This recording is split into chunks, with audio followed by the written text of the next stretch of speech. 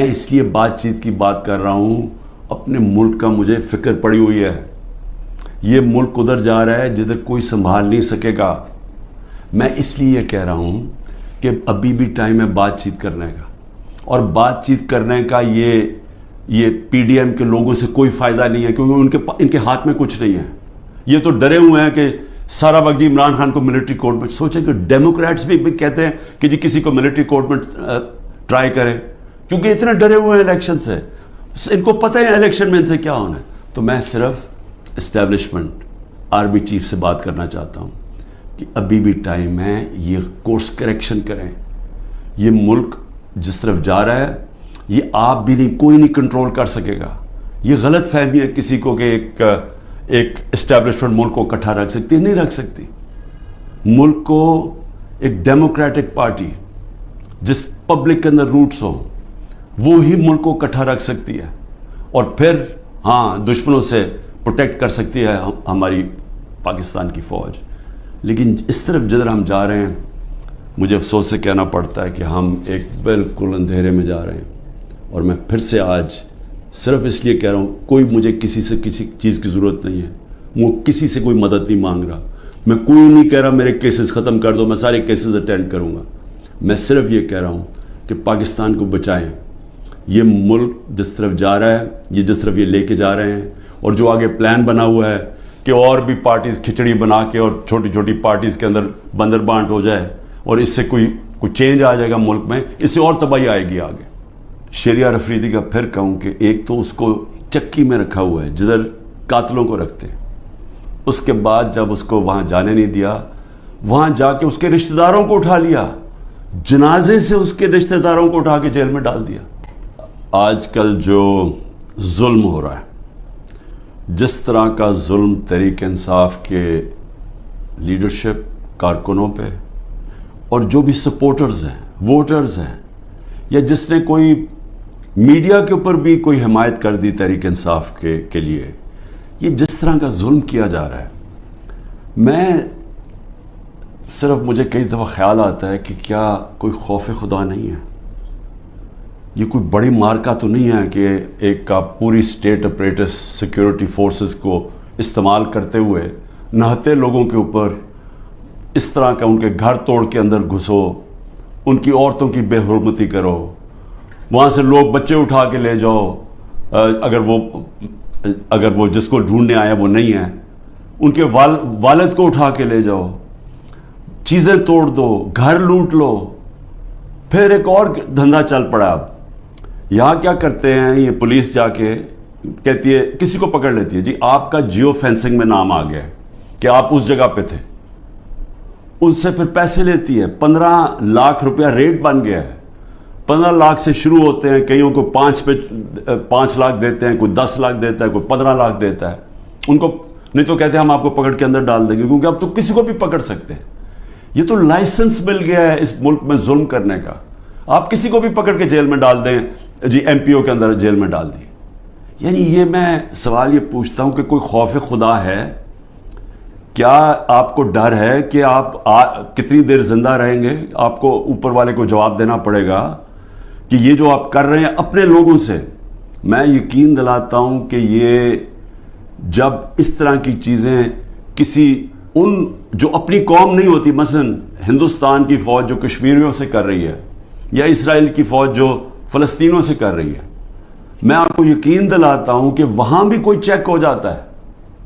وہ ایک افغانستان کے اندر ایک سب سے آسٹریلیا کا جو ڈیکوریٹڈ سیکیورٹی فورسز کا آدمی تھا، جس کو سب ہیرو مانتے تھے، جو اس کے جو تغمے ملے ہوئے تھے جس کو، اس کے اوپر ان کے کئی فوجیوں نے کہا جی اس نے افغانیوں کو ان کو غلط قتل کیا، اس کے اوپر ایکشن لیا گیا کہ دوسروں کے خلاف بھی اس نے اگر غلط کام کیا سزا ملی اس کو۔ تو ہم تو آج ایک عجیب سے حالات دیکھ رہے ہیں، اور جو بھی اس کے پیچھے سوچ ہے اس کو تو کوئی خوف نہیں ہے کہ میں نے ایک دن اللہ کو جواب دینا ہے۔ اور یہی ہماری بدقسمتی ہے کہ یہ وہ ملک جو بنا تھا اسلام کے نام پہ، بہت بڑے پرنسپلز اسلام کے تھے۔ جب میرے نبی صلی اللہ علیہ وسلم جنگ پہ نکلتے تھے تو انسٹرکشنز دیا کرتے تھے کہ عورتوں کو بچوں کو، بوڑھوں کو، بلکہ وہ تو کہتے تھے درخت بھی نہیں آپ نے کاٹنے. یعنی ایسی جو ہمارا جو سویلائزیشن، جو ہمارا عظیم لیڈر تھا، وہ کس طرح کی ایک سوچ رکھتے تھے انسانیت کے طور پہ، اور پھر جو ان کا انصاف کا پیمانہ تھا وہ کس لیول کے اوپر تھا، اور اس لیے تو وہ دنیا کی عظیم قوم بنے. تو آج حالات دیکھیں، وہ ملک جو اسلام کے نام پہ بنا تھا، نہ یہاں کوئی انصاف رہ گیا ہے، نہ کوئی انسانیت رہ گئی ہے، نہ کوئی اسی کو فکر ہے کہ عدالتیں کیا کہہ رہی ہیں، نہ فکر ہے کہ یہ عورتیں ہیں، ان سے ہمارا تہذیب، ہمارے دین ہمیں کہتی ہے کہ ایک ان کی عزت کرو، ان کا دھیان رکھو. نہ ان کی فکر ہے. 15 سال کے بچوں کو اٹھا کے لے گئے ہیں. بوڑھوں سے جو کیا ہے، جو ہمارے کارکنوں، ہمارے لیڈرشپ، عثمان ڈار، اس کے گھر میں گھس کے اس کی والدہ سے جو کیا، جو اسلم اقبال، ان کی والدہ آکسیجن کیا ہے، اس سے جو کیا ہے. تو مجھے تو حیرت ہوتی ہے کہ کوئی اس میں، کوئی آپ میں شرم نہیں ہے، کوئی خوف نہیں ہے اللہ کا. شہریار افریدی کا بھائی فوت ہو جاتا ہے، شہریار افریدی کو اجازت نہیں دی جاتی اپنے بھائی کی فوتگی، اس کے جنازے پہ جایا جائے.